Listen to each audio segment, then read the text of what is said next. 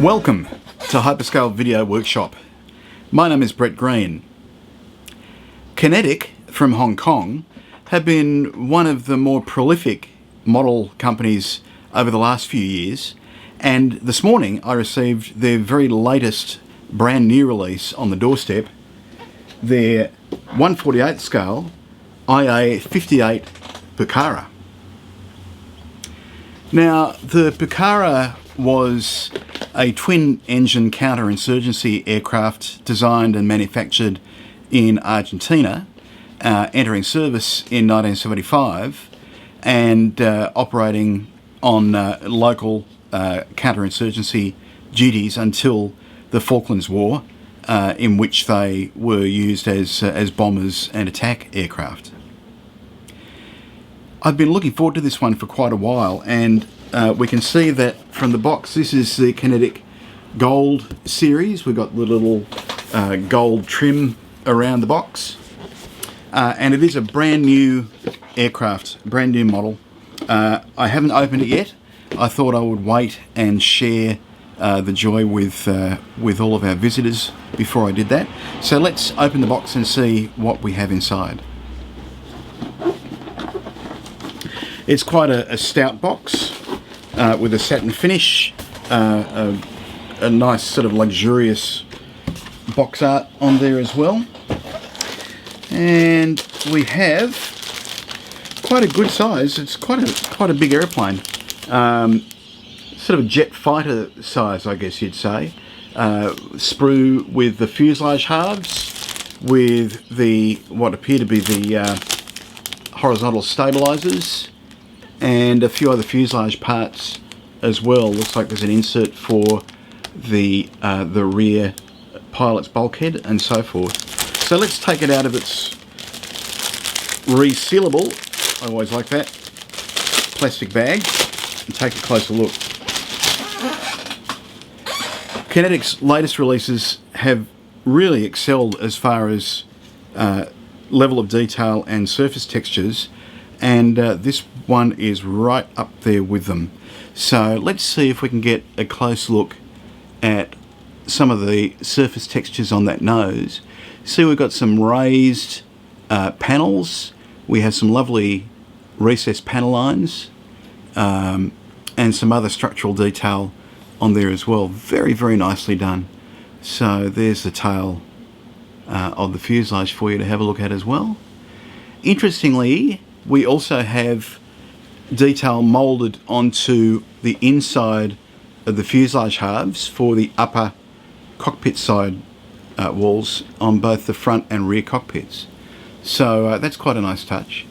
But look at the hinge lines on the rudder here too. I just saw that. How nice is that? That's very, very nice. It's moulded in place. Looks like it's got just an insert on the end there for the trim tab, which is moulded onto the other side of the fuselage. But no, that's very, very impressive. We've got some recessed rivets as well as the panel lines too. You might be able to see there. So very nice indeed. I'll just dig down to the bottom of the box. I can see the wings are here, and it looks like we have full span lower wings and separate halves for the upper wings. So once again, we'll retrieve those from the bag.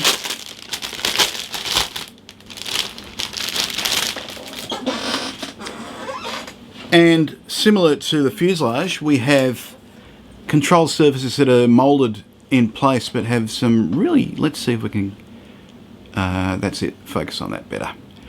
Really nice hinge lines. I don't know, it's trying to focus on me. I think I'll have to move out of the way. Yeah, it's very nice hinge lines there. And that is the full span lower wing. We also have the separate left and right half for the upper wings. I could have that the wrong way around actually. And I'll have a look at the instructions at some stage. That's the danger of just opening the box and saying the first thing that comes into your head. The cockpit tub looks very nice. We've got detail that's raised on the sidewalls. Looks really good. Side consoles. That looks like probably the Ford gear well, and that's really nicely detailed inside as well. Obviously multi-part ejector seats that we have here too, ordnance, rails and so forth. So once again, very, very nice, lovely surface textures, in particular in the middle of the wing, the lower wing. Wow, that's really nice. So there we go. Next up, we have a couple of smaller sprues that are packed into a single resealable bag. And these appear to be identical, so I'll pop one over there. And we have things like the propeller assembly. So we've got a single part to cover the 3 blades. We have, I presume they're drop tanks.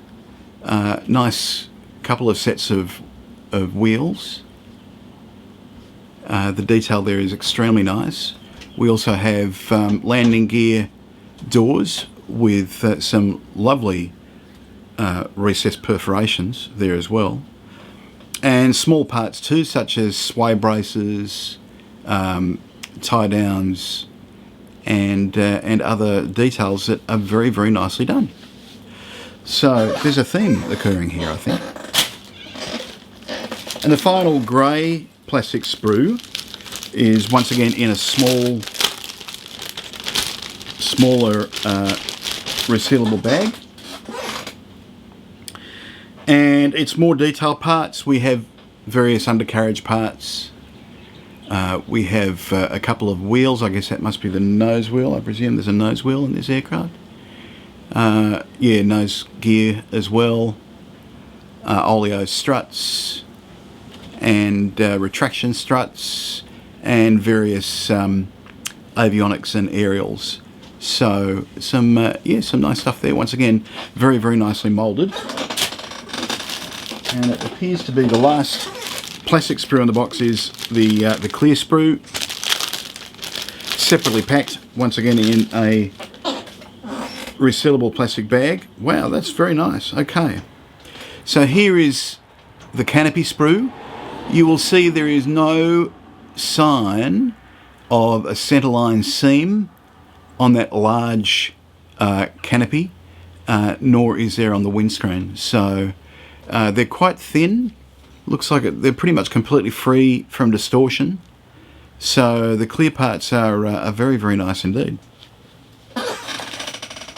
And finally, we have one more plastic bag which contains the instructions, and I assume somewhere folded in here are the decals as well. So let's see, flick through. Oh, there we are. Oh, not only do we have the decals, which are lovely and shiny, the artwork is by 2 Bobs and they're printed by Cartograph. So on both of those counts, you can buy with confidence. I like the, is it a hog? I guess it's a hog of some sort on the Uruguayan example. And then there's an Argentine marked aircraft as well. What we also have is a small photo etched fret. And there we are. So that's a nice little bonus. Looks like there's some details there for perhaps for the seats, and or just some very small parts. And last but certainly not least is the instruction booklet. So we have a parts tree here. I always find that very, very useful. Sometimes you're looking at the sprue and you think, I don't know where the part is, and this will help you as a guide. So the illustrations look pretty good. They look fine, and we have a total number of steps being, it looks like about 16 construction steps, and we also have black and white, or monochrome anyway, marking instructions for the two marking options. That's the Argentine version during the Falklands War, and here is the Uruguayan option as well. So, Kinetic's Gold Series IA-58 Pucara. What a nice kit. What a lovely, lovely kit. The other thing that occurs to me when I look at these sprues is that there aren't that many parts. It's not going to be, you know, a 400 part monster to build. It looks like it'll be a fairly straightforward build. The surface textures are really nice. The cockpit looks great. The wheel wells have a lot of detail, once again moulded straight onto the parts, so there aren't going to be lots of tiny parts to have to deal with. And it's certainly a subject that's very interesting. It's an attractive aircraft, and if you've just bought your Kinetic Gold Series Harrier GR3, then here's one that you'll want to display next to it on your model shelves. Well, from HyperScale Video Workshop, I'm Brett Green. Bye for now.